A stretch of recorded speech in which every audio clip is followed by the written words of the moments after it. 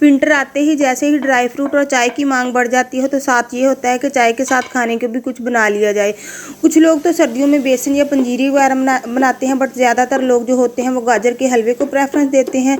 तो मैं भी यहाँ पे गाजर का हलवा बनाने लगी हूँ। गाजर का हलवा 2-3 तरीक़ों से बनता है। आज मैं एक और तरीके से बनाने लगूँगी। नेक्स्ट टाइम जब मैं बनाऊँगी तो वो मैं दूसरे तरीके से बनाऊँगी, उसकी रेसिपी भी शेयर करूँगी। आपने जितना दूध आप अफोर्ड कर सकते हैं या जितना आपको अवेलेबल हो ले लें। ज़्यादा आप कोशिश करें कि आप ना भैंस का दूध लें। भैंस का दूध जो होता है ना उसका ये अच्छा बनता है। अगर ना आपके पास भैंस का दूध हो तो आपको जो भी अवेलेबल हो, गाय का हो या जो भी हो, आप वो ले सकते हैं। और ये जो मेरे पास है, ये जो है मग है किलो वाला, इसमें पाव पाव पे अलग अलग निशान बने हुए हैं। अगर क्योंकि ये मैंने काफ़ी टाइम पहले का लिया हुआ है तो इससे फ़ायदा हो जाता है। कोई भी चीज़ मापनी हो कितनी है मेरे पास ना ये। अच्छा, और दूसरी बात ये कि आपने जो दूध लेना है ना, आपने इसको ऊपर वाले खाने में जो हम फ्रीज़ करके रखा होता है ना, वो वाला दूध नहीं लेना। आपने देखा होगा जब हम ऊपर वाले खाने में दूध को फ्रीज़ करते हैं ना, जब हम उसको मेल्ट करने के लिए रखते हैं तो आपने देखा होगा दूध का जो पानी होता है ना वो अलग हो जाता है और उसका दूध का जो गाढ़ा सा पार्ट होता है, फुटकड़ियाँ सी बन के अलग हो जाता है। जिस तरह से एक फ्रेश मिल्क होता है ना उस तरह से वो नहीं होता है। और अगर हम फ्रीज़ वाले दूध को मेल्ट करके उसका गाजर का हलवा बनाएंगे ना, तो जब हम इसकी बुनाई करेंगे या बनाएंगे तो वो नीचे बहुत ज़्यादा चिपकता है, जिसकी वजह से ना हमें बनाने में भी मुश्किल होती है। तो ना उसका टेस्ट में भी शायद फ़र्क आ जाता हो, लेकिन बनाने में तो बहुत ज़्यादा मुश्किल होती है, इतना तो मुझे पता है।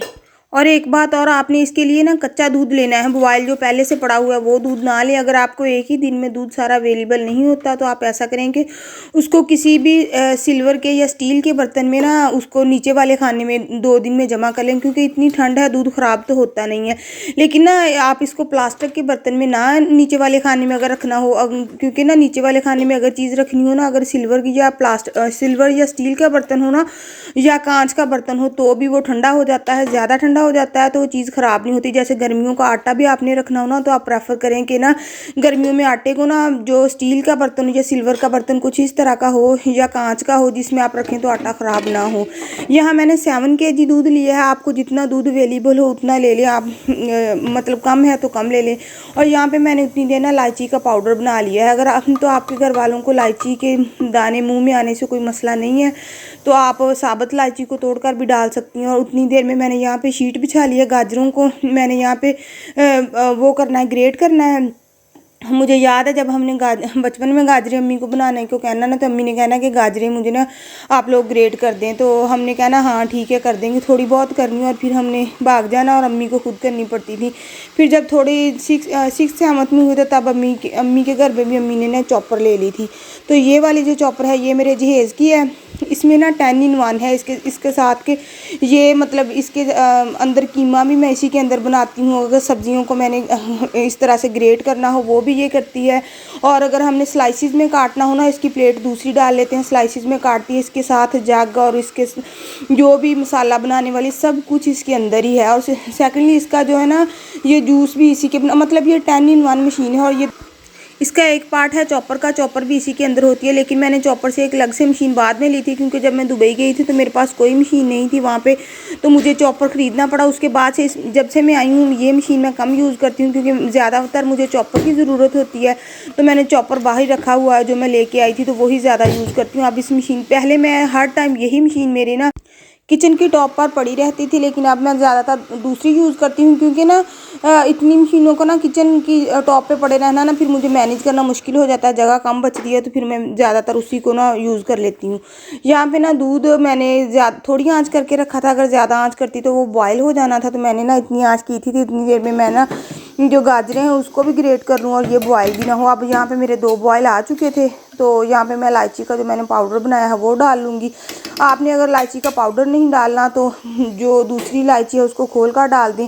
और ये जो मेरे पास मशीन है ना ये और मशीन है, और ये भी इतना अच्छा मसाला वगैरह हर चीज़ को इतने फाइन से वो कर देती है ना, बारीक कर देती है। गाजरें आपने ना ध्यान से डालनी है, एक बार में ज़्यादा डाल के या बाहर में आपके मुँह पे छींटे वगैरह ना पड़ जाएँ।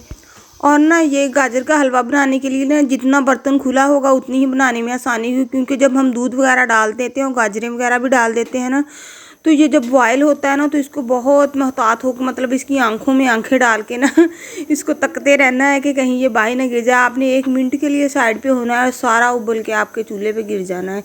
तो कोशिश यही होनी चाहिए कि खुला बर्तन हो। तो मैंने खुला, इससे ज़्यादा बड़ा मैंने इसलिए नहीं लिया क्योंकि नॉन स्टिक में मेरे पास ना सबसे बड़ा जो फुल साइज़ था यही था, और अगर मैं दूसरा लेती तो वो फिर नॉन स्टिक नहीं था, जो सिंपल पैन होते हैं ना वो वाला मेरे पास है इससे बड़े साइज़ में।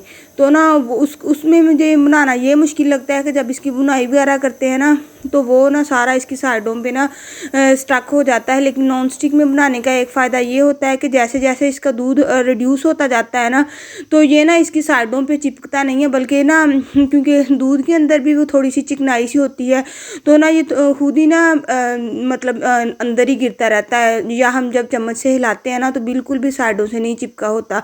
तो जब मैं 1-2 बार पहले कभी बनाना ना दूसरे पैन में, तो वो जब बनाते थे तो वो साइडों से इतना खुश्क हो जाता था ना। ये मैंने रात को सारा इसका दूध रिड्यूस करके रख दिया था, सुबह को मैंने कहा था इसको फ्राई करूँगी। ये मैंने क्योंकि एक बार में मुझसे सारा यूज़ नहीं होना है तो मैंने कहा कि इसके ना 3 पार्ट इसके रख लेती हूँ फ्रीज़ करके, जब ज़रूरत होगी तो निकाल के ना एक हिस्से को निकाल के एक बाउल को तैयार कर लिया और उसको ना जब ख़त्म हो गए तो दूसरा बना लिया। क्योंकि ना इतना ज़्यादा ना एक बार में मुझे ना इसकी बुनाई करनी भी मुश्किल होगी। तो और वैसे भी जब हम ना एक ही बार में इसकी बुनाई करके ऊपर वाले खाने में फ्रीज़ कर देंगे ना तो जब हम निकाल के यूज़ करना होगा तो ना ये वो सूखा सा हो जाएगा। तो क्योंकि अभी इसके अंदर ना हल्का हल्का पानी है, क्योंकि इसकी बुनाई नहीं अभी की, तो इसके अंदर ना थोड़ा सा मॉइस्चर बाकी है। मेरा बेटा कह रहा था कि सारा फ्राई कर लें। बुलाना ना बेटा ऊपर। बन गया, बन गया है, बन गया है। बना रही हूँ, इसको निकालूंगी आधा, जितना खाना उतना बनाएंगे। आधा बनाना है फिर आधा बाद में बनाएंगे। हाँ जी, तब खत्म हो जाएगा। हाँ इतना बना लेते हैं, बहुत है ना इतना। नहीं नहीं नहीं, नहीं। थोड़ा सा और डालो, और डालो यार, थोड़ा सा और डालो। बेटा वो भी हमने ही खाना है, कौन सा किसी और ने खा लेना है। इसका ना दूध ड्राई करके मैंने रात को रख दिया था, तो सुबह को ये ठंडा हो गया था तो मैंने ना ऊपर इसको रख दिया कि ना ऊपर थोड़ी देर तक ना ये उतनी देर जब तक ये गर्म हो जाता है तब तक मैंने बादाम वगैरह काट लिया। आपको अगर ड्राई फ्रूट ज़्यादा पसंद है जैसे कैश्यू वगैरह या बाकी चीज़ें भी पसंद है तो आप डाल सकती हैं, क्योंकि मुझे ज़्यादा नहीं पसंद, मुझे सिर्फ आलमंड ये भी मैं ज़्यादा बादाम भी बस हो ना हो कोई मसला नहीं होता, मुझे बस थोड़ा बहुत डालना। और गिरी वगैरह भी मैं शौक़ से इतना नहीं, हाँ जो गिरी एक अलग से बनती है ना दूध में डाल के, वो उसका टेस्ट अच्छा होता है, वो मैं कभी बनाई तो उसके शेयर करूँगी, वो मैं खा लेती होती हूँ, वो अच्छी बनती है। तो बाकी मैं जो काजू वगैरह वो चीज़ें मैं कम ही खाती हूँ, पिस्ता वगैरह भी मैं कम ही खाती हूँ। तो इसको मैंने बारीक बारीक काट लिया। उसके बाद मैं यहाँ पे ना घी लेके ना तो इसको फ्राई पैन में गर्म करूँगी। अच्छा आपने ना ये घी देखें कितना इसका रंग साफ़ है। जो आमतौर पे ना ज़्यादातर मैंने वीडियोस देखी है ना यूट्यूब पे, वो बताती हैं कि घी को ना मतलब इसकी इतना पकाना है कि इसकी लस्सी सारी जल जाए। तो ना मेरी यूट्यूब पे वीडियो है, आप देखें तो उसमें मैंने बताया है कि इसकी लस्सी निकाल लेते हैं। उसके बाद जस्ट घी को ना हल्का सा गर्म करना होता है तो इसकी लस्सी सारी खुश्क हो जाती है। पहले ना इसको मेल्ट करने के बाद इसको ना हमने फ्रीज़ करना होता है, नीचे से इसकी लस्सी निकाल देनी होती है और उसके बाद दोबारा हमने इसको गर्म करना है तो इसका ना घी इस तरह से निकलता है। और ये घी इतना मतलब साफ़ रंग का होता है ना और बन भी जल्दी जाता है। आमतौर पर जो दूसरा तरीका होता है ना जिसमें लस्सी को जलाना हो तो उसमें टाइम भी बहुत ज़्यादा कंज्यूम हो जाता है और बंदा ना थक भी जाता है, उसका ना सारा उसका कलर भी बहुत ज़्यादा डार्क हो जाता है। इस तरह से बनाएंगे ना तो इसका कलर भी बहुत फ्रेश रहता है और बन भी जल्दी जाता है। तो ना मतलब ये इस तरीके से ना मेरी अम्मी घी बनाती थी तो मैंने ना ये तरीका उन्हीं से सीखा हुआ। आपने जितना घी डालना है ज़्यादा डालना है, ज़्यादा ले लें, कम डालना है, क्योंकि मैं जो गाजर का हलवा बना रही हूँ वो थोड़ा हिस्सा इसका फ्राई कर रही हूँ तो उसी हिसाब से ना मैंने ना इसके लिए घी लिया है।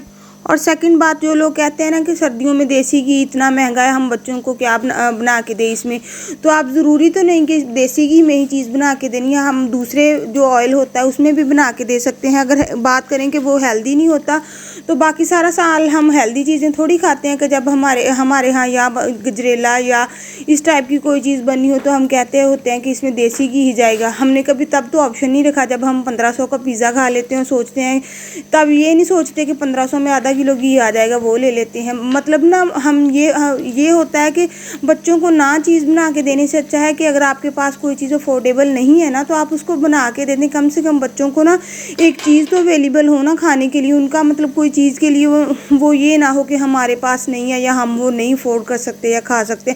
बच्चों को सिर्फ टेस्ट चाहिए होता है, उनको न्यूट्रिशन से इतना नहीं होता। हाँ, अल्लाह ने अगर आपको दिया है, आप अफोर्ड कर सकते हैं तो लाजमी आप अपने बच्चों को चीज़ बेहतर से बेहतर दें। अगर नहीं है अफोर्ड है कोई मसला नहीं है इतना ज़्यादा दिल को लगाने की। यहाँ मैंने ना इनको लाइट ब्राउन किया है, बहुत ज़्यादा आपने ना ब्राउन नहीं करना क्योंकि उसका फिर टेस्ट और अलग सा हो जाता है। लाइट जब हल्का सा ब्राउन होने लग जाए ना तो उसके बाद मैंने ना इसको इसके अंदर शामिल कर दिया है। इसके बाद मैं ना इसके अंदर चीनी डालूँगी। और ना जो शुगर है ना, कुछ लोग बहुत ज़्यादा तीखा पसंद करते हैं और मैं इतना ज़्यादा नहीं पसंद करती, मैंने लाइट सी डाली है। बल्कि पहले सबको ही हल्की डालनी चाहिए, अगर कम लगे तो बाद में ना इसमें और ज़्यादा डाल दें।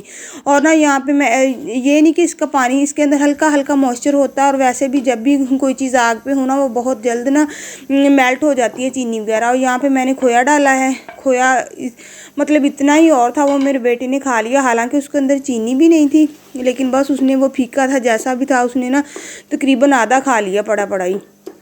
तो ये मैंने डाल दिया। आपने ना जितना आपने कम डालना हो ज़्यादा डालना, इसका ये नहीं होता कि आप इतनी ही मिकदार डालें। आप इसके लिए ना दूसरे वाला चम्मच भी यूज़ कर सकते हैं जो सिलिकॉन का बना होता है, लेकिन इसके अंदर ना आप वो या लकड़ी का यूज़ करें चम्मच या सिलिकॉन का चम्मच यूज़ करें, और कोई चम्मच ना यूज़ करें। यहाँ पे ना बुनाई कर रही थी तो मुझे लगा कि ना जो घी है वो थोड़ा सा कम है तो मैं यहाँ पे ना घी थोड़ा सा ज़्यादा ऐड कर दूँ। लेकिन बाद में जब बनने के बाद मैंने टेस्ट किया ना तो मुझे लगा था कि मुझे ना जो मैंने बाद में जितना घी ऐड किया था वो ना ऐड करती तो ज़्यादा बेहतर था, क्योंकि ना जितना पहले था अभी उसकी बुनाई नहीं ज़्यादा परफेक्टली हुई थी। जब इसने अच्छे से बुनाई होनी थी तो उसने ना घी छोड़ देना था। तो लेकिन मुझे ना पहले लगा था कि ना, और सर्दियों में एक मसला ये होता है कि ये जो बटर वगैरह होता है ना ये इतना ज़्यादा हार्ड हो जाता है ना कि इसको ना मेल्ट वगैरह करना भी मुश्किल हो जाता है। इसके बाद ये मैं एक थोड़ा तकरीबन आधे से ज़्यादा चम्मच है जो और डाल दूँगी और इसकी बुनाई करूँगी।